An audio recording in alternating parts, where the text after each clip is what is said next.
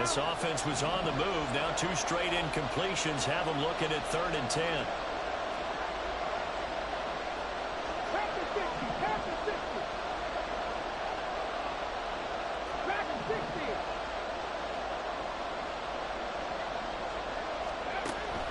Back to throw here. This one left side caught by Gibson. And that's not nearly going to be enough. Stopped at the 22, and he needed plenty more. 5 yards, not enough. And it'll be 4th down.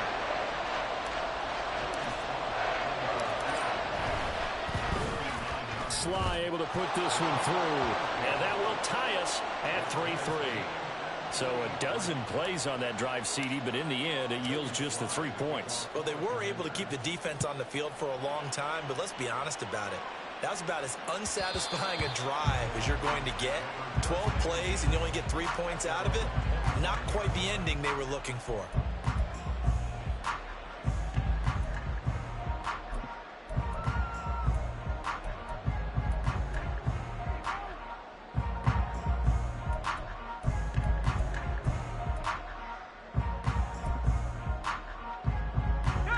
The Minnesota offense about ready to get this next drive underway. Last time out, you remember their drive stalled, but thanks to their kicker, booted a long field goal to at least get them 3. Now here they'll try to do better and find the end zone. And in our experience, how much fun is it for coaches to know that they've got a kicker who can nail it from long distance? Now the hard part is, as an offensive play caller, you don't want that in your head too much where you're relying on it, and he goes out and gets the job done for them. But I'm quite sure he would be content to just kick extra points from here on out. Yeah, absolutely no question. I think his teammates would be okay with him just kicking the extra points as well. Ball up to the 35 now as they come up on 1st and 10. They'll go right back to Nwangu. And he slips up past the 45 before being tackled. 12 yards there, 1st down Vikings. And when you get into the divisional round of the playoffs, this is where having the ability to run the football is such an advantage. The defenses, they're generally going to be tougher the further you go along. So if you can get something established up front, it's going to give you a great chance to move on.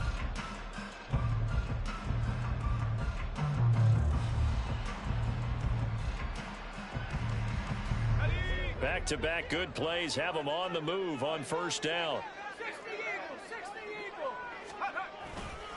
Handoff right side to Nwangu. And he's fortunate to get anything from that. Give him a yard up to the 49. No doubt about it. A really nice job there by the defense, not allowing him to get to the perimeter.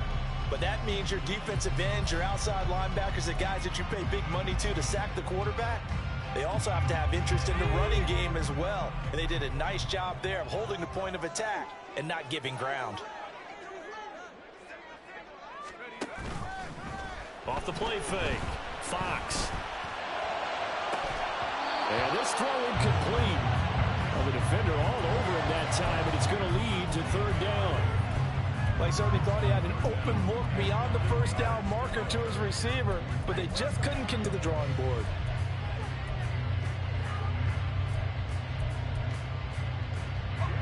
After an incomplete pass on 2nd down, that'll leave him trying to convert on 3rd and 9. Off play action. Fox. Well, the Commanders are going to get there as he's taken down. Deron Payne drops him for a loss of 12, and it also brings up 4th down. And the punt team on now as this one's sent away. 47 yards on the punt that time, just 1 yard on the return. And the Commanders will take over, but backed up deep in their own territory.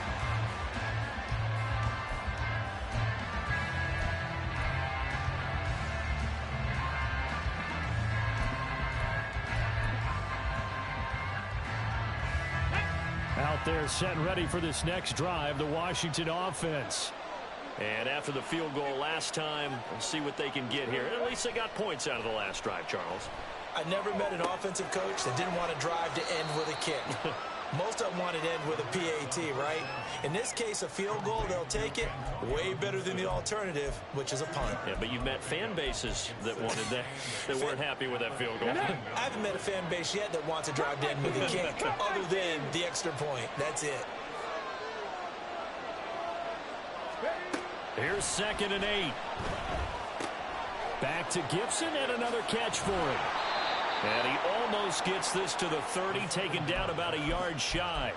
It'll go as a pickup of 14 and a Washington first down. Another catch for him there on this drive, Brandon, and it looks like they're going to utilize him out of the backfield any way they can. And that time they pick up a first down. So now on defense, do you assign a man to him and try and cover him before he gets going? Warrior 17.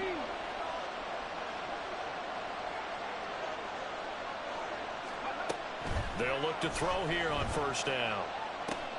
Out left to Dotson. And that's good for a pickup of 10 yards. And they'll be left with a 2nd and about a foot. 10 yards on the pickup. Second quarter action, 2 minutes to go on divisional round weekend. Still a few inches short of a first down as they come up now on 2nd down.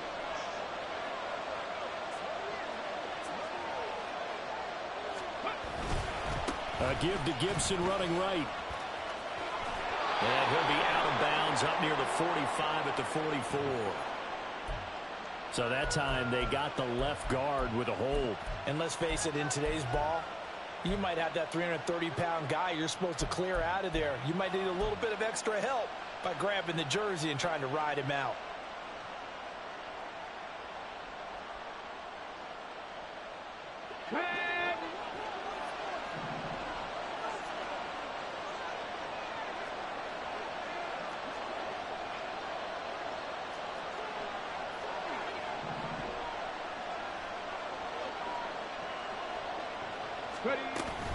On 2nd down, a run with Gibson. Across the 30 to the 31-yard line. They'll get to the line here, but remember, it's also 3rd down.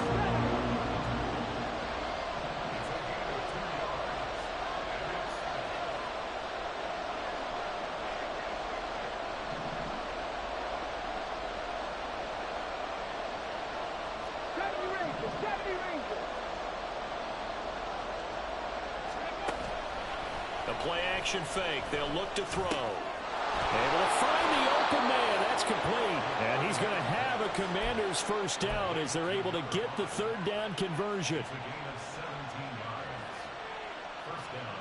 This offense finding its legs now. Here's another 1st and 10.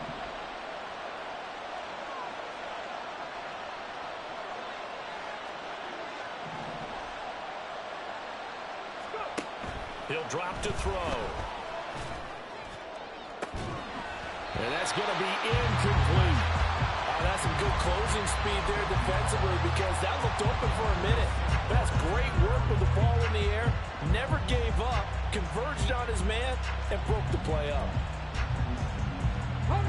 An incomplete pass on first down. That leads to a 2nd and 10.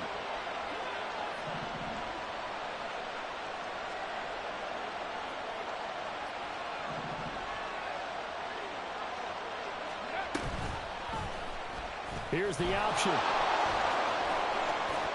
Yeah, he's going to be out of bounds, but not before he takes it inside the 40. And a solid job using his legs. 16 yards and a first down on the keeper. Well, partner, for a few years there, we thought this read option play was going to take over the whole NFL. It seemed like everyone was using it. But it has been scaled back considerably in the last few seasons, mainly because people are worried about their quarterbacks getting hit. But when you call it at the right time and you use it properly, you see the type of gains you can get. A nice chunk of yardage there by the quarterback. And nowhere to run on the interior of that defensive line. He'll get back only to the line of scrimmage.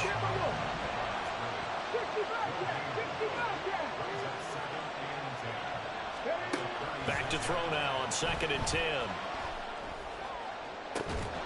Oh, and that is incomplete. And that's one of those plays where it's hard to keep 2 eyes on the football when you know the contact's coming, let alone getting 2 hands around it, hugging it to your body, and absorbing the hit. Even for those big tight ends who you would think could absorb that contact.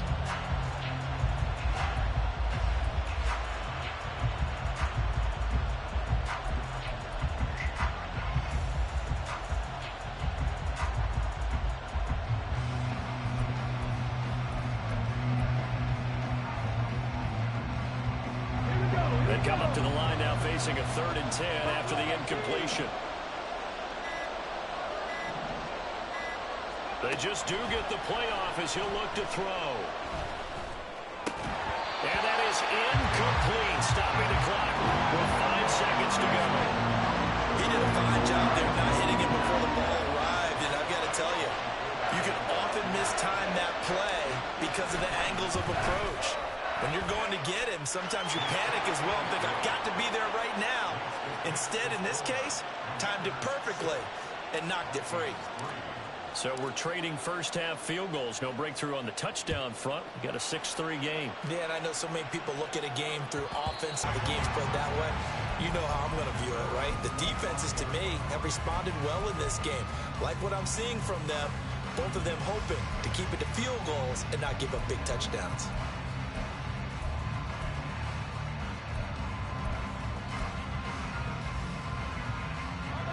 Here are the Vikings now.